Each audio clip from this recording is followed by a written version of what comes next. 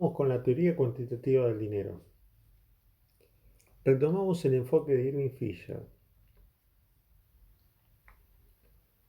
Habíamos visto que según este enfoque que parte de la función de dinero como medio de cambio, la cantidad de dinero en la economía por la velocidad de circulación de dinero era igual al valor de las transacciones en el periodo.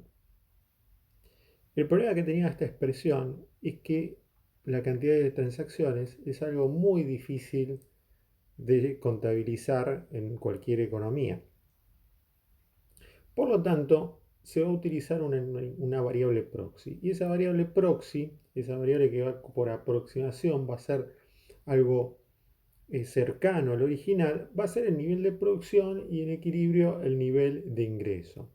Por lo tanto, la categoría cuantitativa del dinero queda expresada como que la cantidad de dinero por la velocidad de circulación del dinero, que en este caso se puede llamar velocidad renta del dinero, va a ser igual al valor de la producción, al valor del ingreso. Es decir, la cantidad de dinero por la cantidad de veces que se utiliza el dinero es igual al nivel de ingreso real por el promedio de los precios. La velocidad de circulación del dinero va a depender de factores culturales, ¿no?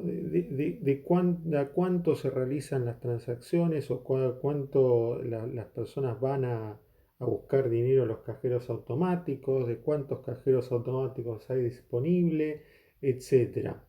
Y como depende de factores culturales, se supone que son estables y que esta variable también va a ser estable en el tiempo y se va a poder considerar como rígida acomodada. Esto en la mayoría de las veces va a ser así. En términos empíricos se va a observar que realmente es una variable estable, pero puede no serlo en determinadas ocasiones. Por ejemplo, en un proceso inflacionario o cuando se está desatando un proceso inflacionario. ¿Por qué? Como en un proceso inflacionario nosotros sabemos que el dinero va a perder valor, es decir, que el día de mañana voy a poder comprar una cantidad menor de bienes de la que compro ahora, lo que trato de hacer es desprenderme de él lo antes posible. Y al querer desprenderme de él lo antes posible, voy a aumentar el número de transacciones. Por lo tanto, aumenta la cantidad de veces que el dinero pasa de manos y aumenta esta velocidad de circulación. Y lo contrario pasaría cuando la inflación cede, cuando un programa de estabilización de precios tiene éxito, ya no está ese incentivo a realizar transacciones, a comprar bienes, a sacarse el dinero de los bolsillos y entonces la velocidad de circulación de dinero empieza a caer.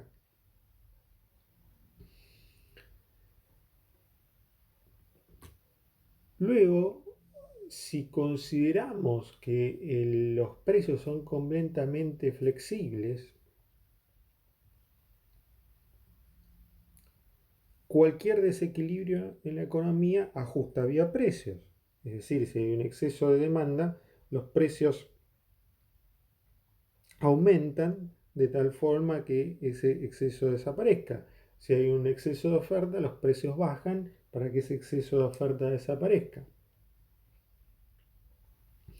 En esas condiciones no hay capital que esté ocioso, no hay trabajadores que estén desempleados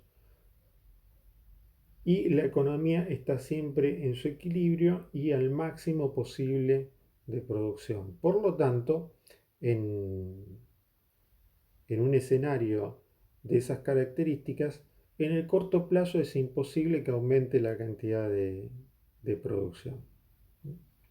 Y si disminuyera, si estuviera por debajo del máximo nivel posible, los precios se ajustarían para que enseguida se llegue a ese nivel.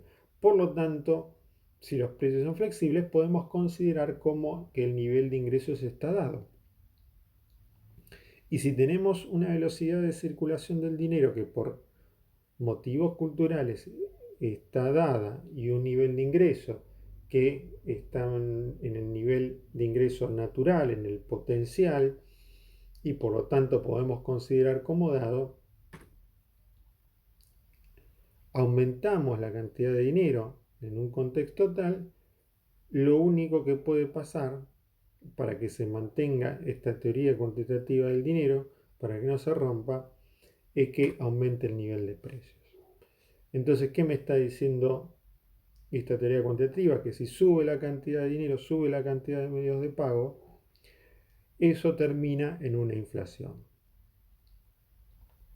Es decir, que esta simple función que no llega a ser un modelo, que es una simple función, está siendo una primera teoría de por qué hay inflación en la economía. Está dando respuesta a uno de los tres grandes problemas que estudia la macroeconomía. Vamos a ver que este, esta teoría en futuras clases, vamos a ver que esta teoría no es suficiente para explicar todos los fenómenos inflacionarios, pero algo de razón va a haber en que siempre que haya un aumento de precios necesariamente va a haber un aumento en la cantidad de dinero. Lo que se puede llegar a discutir es la casualidad, la causalidad de esta relación, ¿no? Si siempre hay inflación porque aumentó la cantidad de dinero, o si en algunos casos aumenta la cantidad de dinero porque hay inflación.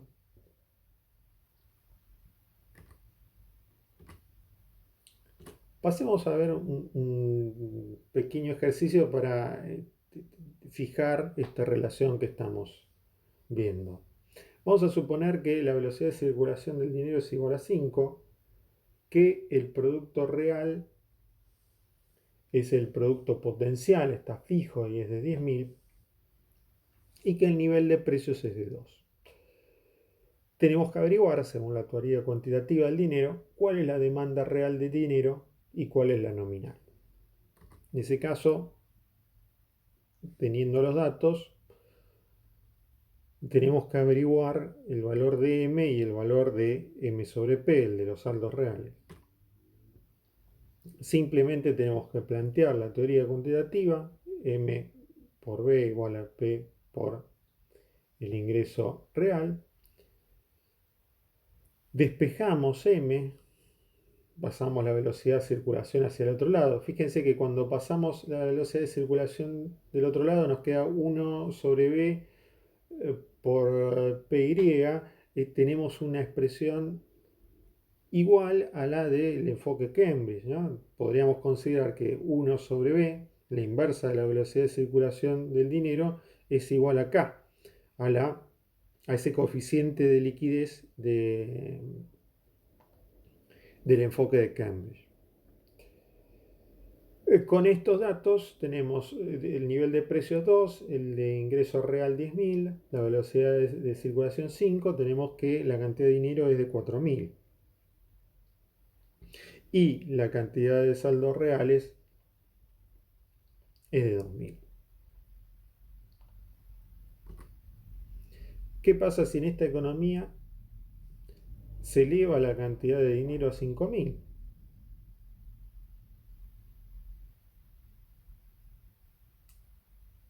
¿Cuál sería el nuevo nivel de precios?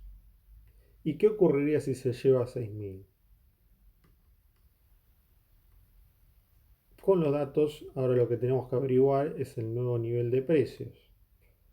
Despejamos los precios de la ecuación y obtenemos que si elevamos la cantidad de dinero a 5.000, si el Banco Central emite dinero, los precios o el nivel promedio de los precios elevan a 2,5, es decir que aumenta el nivel general de precios, el aumento del nivel general de precios es inflación. Si aumenta a 6.000, el nivel de precios llega a 3. ¿Qué implicancias tiene la teoría cuantitativa? Que la oferta monetaria va a determinar al PBI nominal, ¿no? La oferta monetaria está determinando, según esta teoría, al nivel real por el nivel de precios, es decir, el PBI nominal. Y que las alteraciones de la cantidad de dinero se van a trasladar a precios.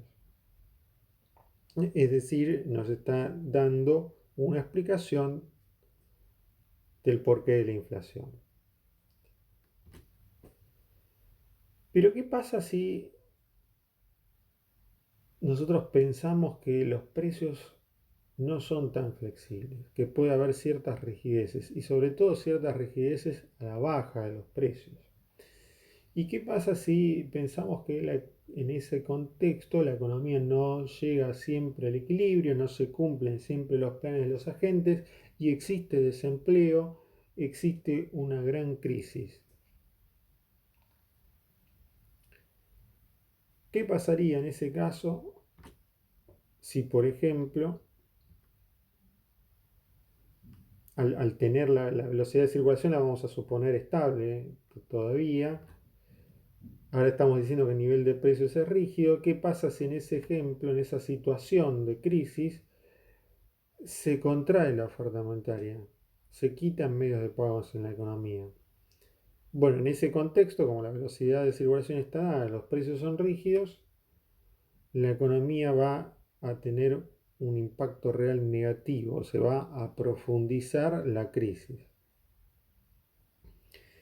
¿Qué estamos viendo acá? Que sea cual sea la formulación de una teoría, si nosotros ponemos supuestos de un pensamiento clásico, como los precios son flexibles, llegamos a tener resultados flexibles entre los cuales una modificación en una variable nominal no puede tener efectos en la economía real.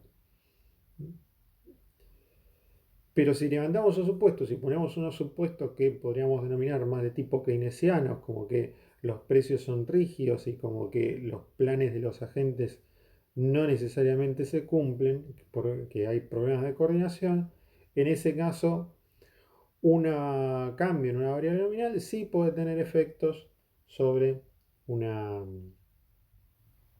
una variable real como es el nivel de ingreso real. Bueno, vamos a ver más adelante que se pueden llegar a consensos sobre los pensamientos, por ejemplo, que en una economía que está pasando con un proceso inflacionario y va a funcionar más parecida al pensamiento clásico, al pensamiento de esta teoría cuantitativa que acabamos de ver. Y una economía que está atravesando una crisis, como puede ser una crisis por la pandemia, una crisis como la que hubo en este país en el 2001-2002, una crisis en unas circunstancias tales, con alto desempleo, con una capacidad de capital instalada ociosa. Si aumenta la cantidad de dinero, no necesariamente eso se va a ir a precio, sino que va a tener un efecto real también. Bien, damos por finalizada la teoría cuantitativa, el estudio de la teoría cuantitativa del dinero. Hasta la próxima.